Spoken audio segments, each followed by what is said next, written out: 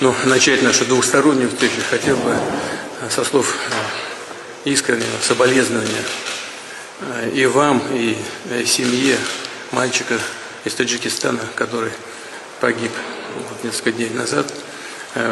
Совершение терактов в отношении детей – это особенно отвратительное преступление.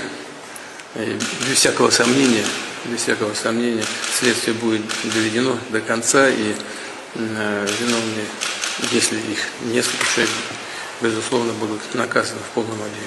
Повторяю еще раз, меня шокировало просто это преступление.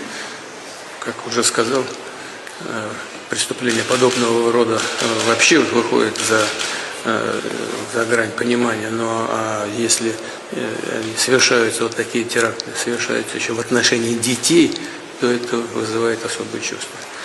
Прошу передать самые искренние слова соболезнования семье погибшего мальчика. Большое спасибо, Владимир Владимирович.